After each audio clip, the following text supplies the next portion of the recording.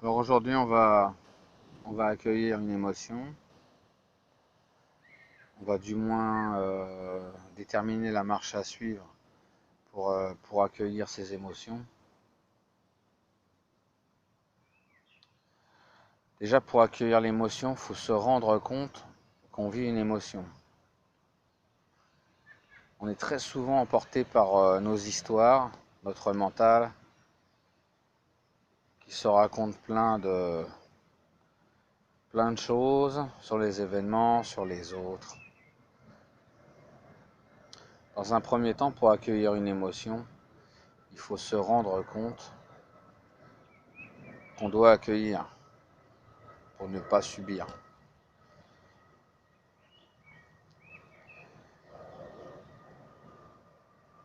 Une émotion, ça se rattache à une sensation corporelle,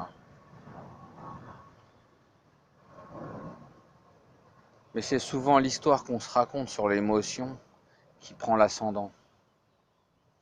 Qu'est-ce qui va faire qu'une émotion est désagréable? C'est que l'émotion, elle va être attachée à de la pensée, de la construction. Elle va être rattachée à notre histoire personnelle, en fonction de ce que l'on a vécu. Elle va être rattachée à des peurs. La plupart du temps, nous avons des peurs sur le fait qu'une expérience désagréable s'est produite dans le passé et nous avons peur qu'elle se reproduise à nouveau. Il peut être aussi rattaché, il peut y avoir de la colère aussi rattachée à cette émotion. Nous pouvons avoir du ressentiment, une envie de revanche sur la personne, une envie de supériorité. Tout ça, dans le fond, font que notre expérience intérieure va être difficile à éprouver. Et plus nous allons nourrir notre histoire, notre colère, nos peurs, à essayer de trouver une solution à cette difficulté, et plus nous allons resserrer les nœuds qui sont en nous. Pour accueillir une émotion, notre pratique doit être contre-intuitive, c'est-à-dire au-delà de notre réaction habituelle.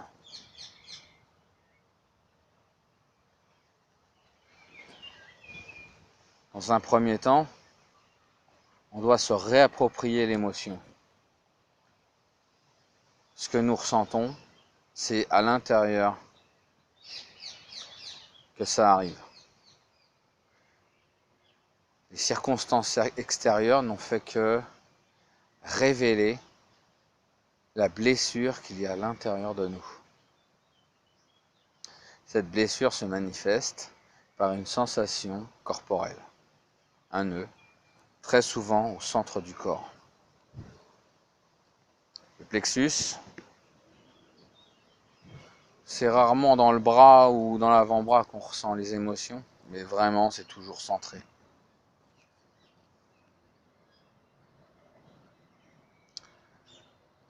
Alors une fois qu'on a pris la responsabilité de notre émotion, eh bien, on va commencer à regarder en nous si on a tendance à rajouter quelque chose à ce phénomène.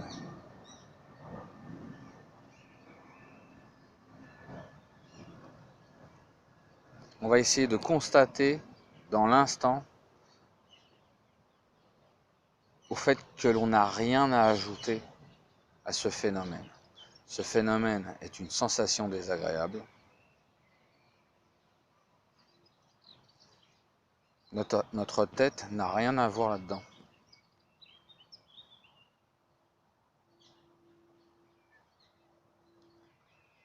C'est une énergie qui s'est cristallisée en nous.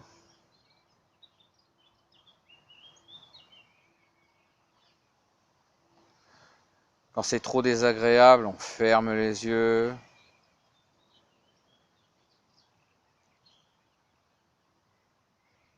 Le fait de fermer les yeux va calmer notre mental.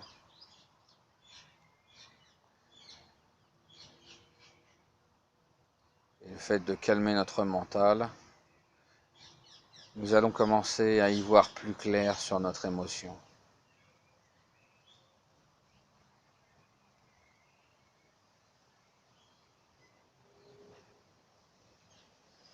Cette émotion est une énergie bloquée en nous. Mais cette énergie n'est pas définitivement bloquée. Cette énergie peut recirculer à partir du moment où on commence à lâcher, à ne rien rajouter. Ce nœud peut se desserrer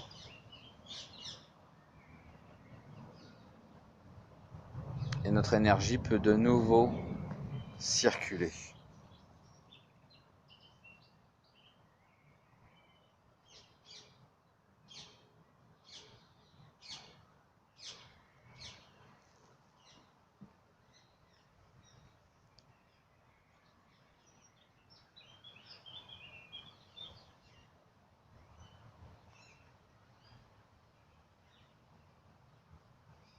Cette émotion que nous vivions il y a quelques instants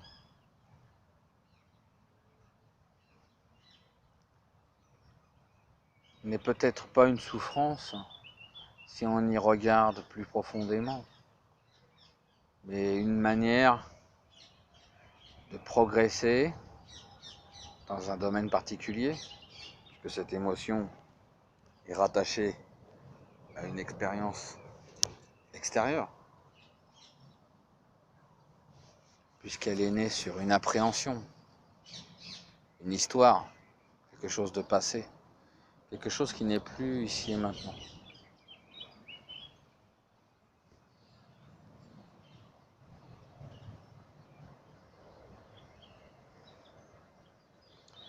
Quelle qu'en soit l'épreuve que nous devons traverser, cette épreuve va nous faire progresser.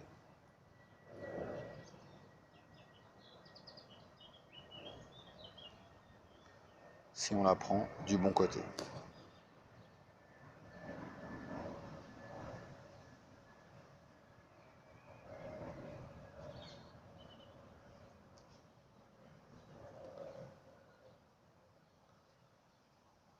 À chaque fois que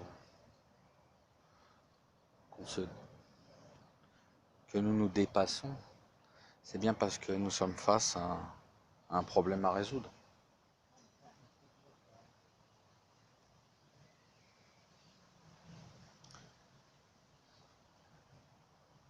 Si nous ne rencontrions jamais de problème, eh bien, notre marge de progression serait très faible.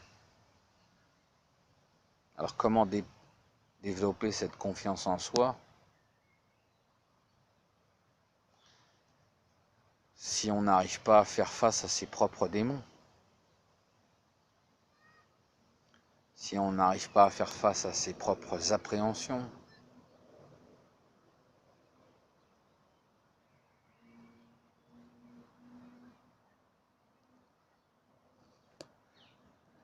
Nous sommes pris dans notre système de survie et c'est pour ça que nous refusons le défi de la vie,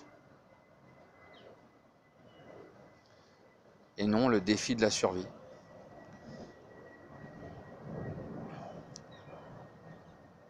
Quand nous survivons,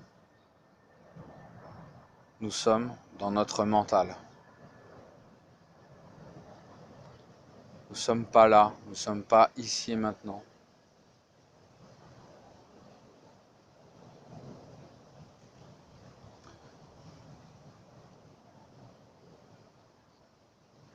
Quand nous sommes bien là, quand nous prenons notre vie en main, quand nous savons que nous pouvons tirer bénéfice de tous les défis, eh bien, nous vivons plus en harmonie avec notre cœur,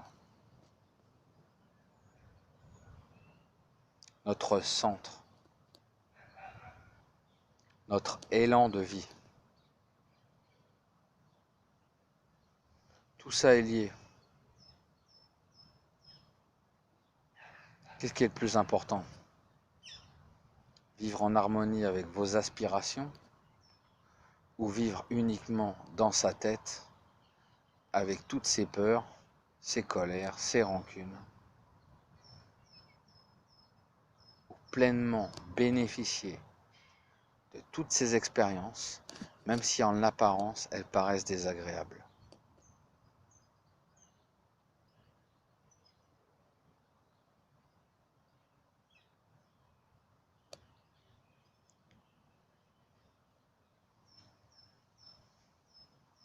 On sait très bien qu'une expérience désagréable peut devenir positive, même très positive. On sait très bien qu'une difficulté peut se transformer en profond bonheur. Parce qu'on aura réussi à se relever les manches et à se faire confiance.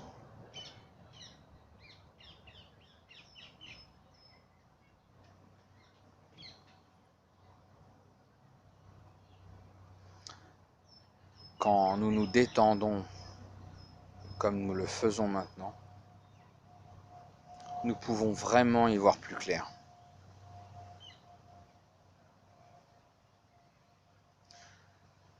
Nous pouvons y voir plus clair parce que nous sommes là, ici et maintenant. Nous ne sommes plus dans le passé, nous ne sommes plus dans le futur.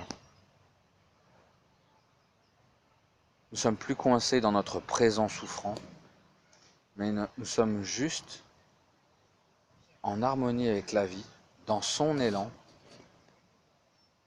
dans sa continuité, dans son mouvement,